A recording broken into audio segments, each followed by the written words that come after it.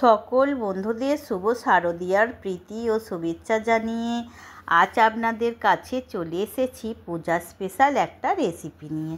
আজকে আপনাদের দেখাবো খুব সহজে ও কম খরচে কিভাবে এত টেস্টি ফুলকপির তরকারি বানানো যায়।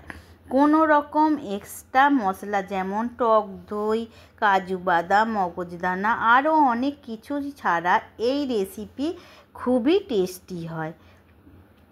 তাহলে রেসিপিটা শুরু করে দিই। এই রেসিপির জন্য আলু ও কপি একটু বড় সাইজ করে কাটতে হবে। প্রথমে কড়াই সর্ষের তেল দিয়ে ভালো করে তেলটাকে গরম করে নিতে হবে। আর যে কোনো নিরামিষ রান্না সর্ষের তেলে করলে স্বাদ খুব ভালো হয়। আলুটা প্রথমে বেশ লাল লাল করে ভেজে তুলে নিতে হবে। তারপর ওই তেলেই কপি ভেজে নেব। ভাজার সময় কপিতে অল্প লবণ দেব, তাহলে কপিটা সুন্দর নরম হয়ে যাবে। কপি খুব বেশি ভাজতে হবে না, হালকা ভেজে তুলে নেবেন।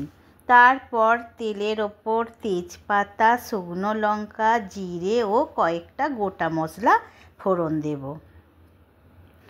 ফোড়ন ভাজা হয়ে গেলে দেব 1 চামচ আদা ও কাঁচা লঙ্কা বাটা। একটু কষিয়ে নিয়ে দিয়ে দেব টমেটো পেস্ট।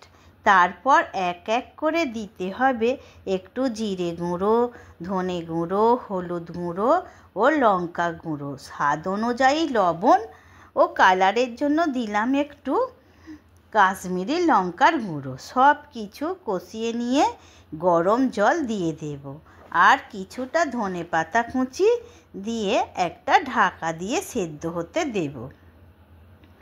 প্রায় 10 মিনিট সেদ্ধ হবার পর ঢাকা খুলে দেখব, আর আলু সেদ্ধ হয়ে গেলে 1 চামচ চিনি অ্যাড করতে হবে, কারণ লুচি পরোটা দিয়ে খাওয়ার জন্য যে কোনো তরকারিতে একটু চিনি দিলে টেস্টি হয় তরকারিটা। তারপর 1 চামচ গরম মশলা দিয়ে নামিয়ে নেব।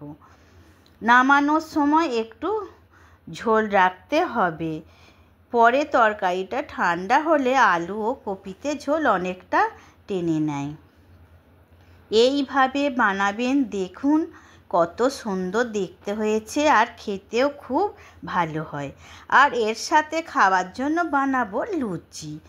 ময়দায় একটু লবণ ও তেল ময়ান দিয়ে হালকা গরম জল দিয়ে ময়দাটা ভালো করে ডলে ডলে মেখে নিয়ে 5 মিনিট ঢাকা দিয়ে রেখে দেবেন। তাহলে লুচিগুলো নরম হবে আর সব লুচি ফুলকো হবে। তারপর তেল গরম করে লুচিগুলো ভেজে নিন। দেখুন বন্ধুরা, লুচিগুলো কত সুন্দর ফুলে উঠেছে। প্লিজ বন্ধুরা, আমার অনুরোধে দুর্গাপূজার যে কোনো দিনে, বিশেষ করে অষ্টমীর দিনে এই আলু ফুলকপি লাল লাল তরকারি আর ফুলকো লুচি বানান, দেখবেন সকলের খুব পছন্দ হবে।